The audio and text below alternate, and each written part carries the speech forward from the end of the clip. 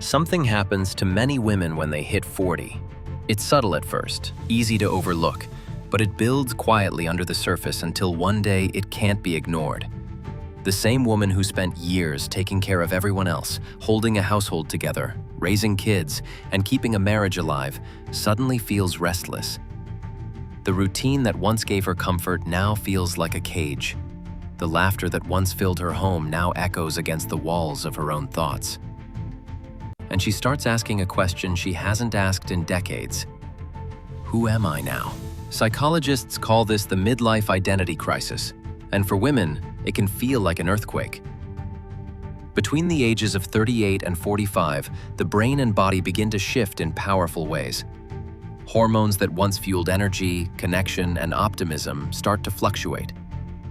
Estrogen drops, mood stability changes, and the brain's reward system, the part that drives motivation and excitement, starts to need stronger stimulation to feel alive.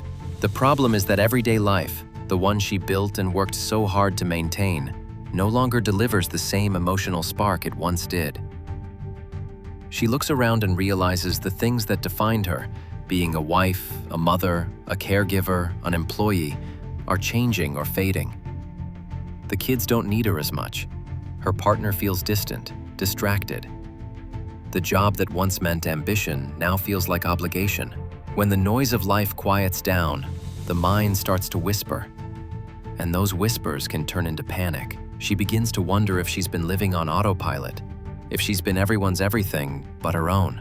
That's when the rebellion begins. Not against her family or her life, but against invisibility. Society teaches women to base their value on youth and beauty. From the time they're teenagers, the message is clear. Your worth is tied to how desirable you are. Compliments flow, doors open, attention follows. For 20 years, it works perfectly. Then, one morning, she looks in the mirror and realizes the rules have changed. The attention fades. The world stops noticing. And no one prepared her for that silence. This isn't vanity, it's identity collapse. It's the moment she realizes the world valued her for something temporary, and she doesn't yet know how to replace it with something lasting. So she tries to fix the emptiness the only way she knows how, externally. New hair, new clothes, gym memberships, social media validation. A selfie here, a compliment there, each one like a hit of dopamine that says, "You still matter." It's not about being shallow, it's about survival. Because deep down, she's fighting to remember what it feels like to be seen, to be wanted, to be alive. But that search for validation is a double-edged sword. It gives her a rush in the moment, but it fades fast, leaving her emptier than before. At this stage, many women either fall apart or begin to rebuild. Some chase the high. New adventures, new relationships, impulsive decisions that feel like freedom but often lead to regret. Others face the fear head-on and discover something far greater, that this collapse isn't the end of their story. It's the beginning of a new one.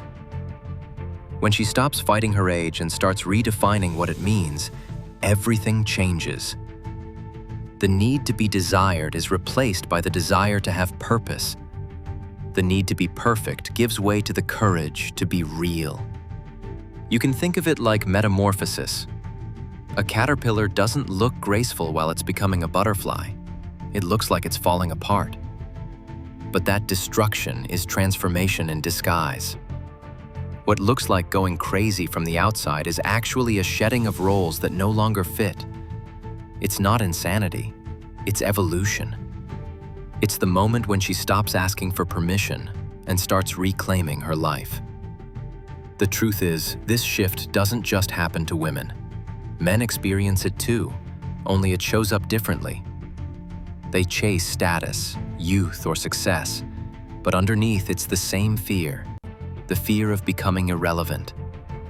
The difference is that society praises men for their midlife reinvention and shames women for theirs. We call him ambitious and her unstable, when in reality, both are just searching for meaning after decades of living for others. What we mistake for chaos is often an awakening. The woman who suddenly changes isn't losing her mind, she's finding it. She's waking up from the hypnosis of should. She should be happy. She should be content. She should be grateful. But gratitude doesn't erase the need for growth. Sometimes, to rebuild herself, she has to burn down the version of her life that no longer fits. And while it can look like destruction, what's really happening is rebirth. By the time she emerges on the other side, she's stronger, wiser, softer in some ways, sharper in others. She starts to measure her worth not by how she looks, but by what she creates, what she contributes, and who she truly is. The woman society labeled crazy was never crazy. She was just done pretending.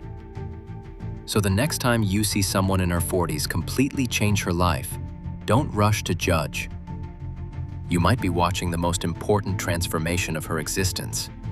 Because at 40, a woman doesn't lose herself. She finally meets herself.